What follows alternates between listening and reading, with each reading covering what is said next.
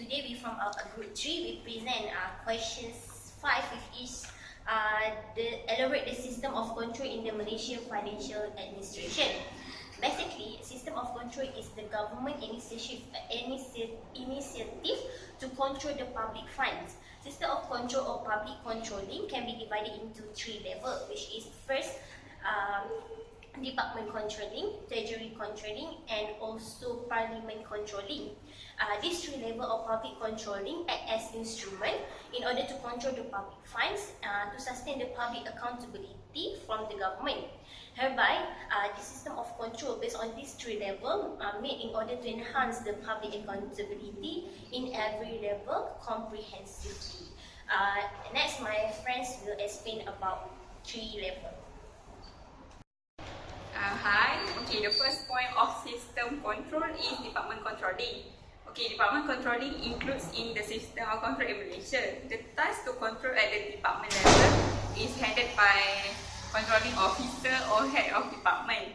Every government department has its own controlling officer.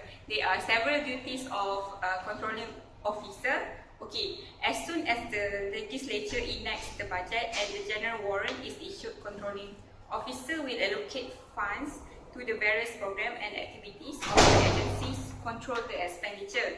Okay, next, controlling officer need to ensure that the funds approved by the legislature are not exceeded. Okay, next, controlling officer need to ensure that the allocation on details and are not overly done. Okay, the last duty of the controlling officer is they need to provide proper accounts and keep all the financial transactions of the government agencies. That's all. Next, we proceed to the second system of control in the Malaysian financial administration, which is the treasury controlling. Okay, basically, under this controlling, the MOF will take decisions collectively in regard to total government expenditure, to fiscal and financial policy. So the control is usually will exercise at 3 levels, which firstly at the time budget requests are made. Secondly, when supervising compliance with treasury requirements during the administrations of projects. And lastly, at the stage when investigations are made into audit reports. And basically, the main role of treasury is to conclude, plan and execute the finance policy and the government's expenditure. And also, the treasury is responsible to manage detail some of the broad provisions made by Parliament. For instance, although the estimates departments or government agencies cannot commence incurring expenditure without the authority of a warrant from the Minister of Finance, but the authority to via is a treasury prerogative, which has now been delegated to departmental heads, and all the requirements must be reported to the treasury. Next. Okay, moving on to the third system of control, which is the parliament controlling. Okay, parliament controlling functions where no expenditure may be incurred without parliamentary approval. These expenditure requirements by government are included in the supply bills submitted to Parliament for approval. And then department may only commence spending once the general warrant authorize them to do so. It means that if required more, must put under supplementary supply bill.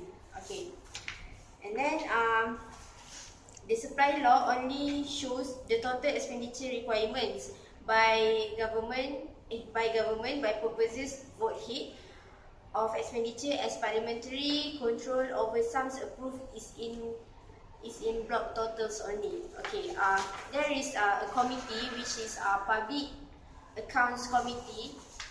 Public Accounts Committee is one of the parliamentary committee which with the responsibility of being the parliamentary watchdog over public monies. And the House of Representatives appoints the PAC at the earliest possible time after the beginning of each parliament session. And it comprises between 6 to 12 members and drawn from the major parties represented in parliament. And PAC is to assist the House of Representatives in inquiring into financial matters of the government. It also will highlight the main areas which may require notice of the entire House in the House of Representatives to debate and act. And lastly, PAC is also established at state level. Right, that's all from me. So, as a conclusion, public controlling in Malaysia consists of 3 levels, which is Department Controlling, Treasury Controlling, and Parliament Controlling. As general, Department Controlling the task to control at the department level is in the hand of the controlling officer or head of department. And then for Treasury Controlling, the role of Treasury is to conclude, plan and execute the finance policy and the government expenditure. While for Parliament Controlling is to approve the bill and that the bill will become known as a supply act so that it can be implemented. That's all from us. Thank you.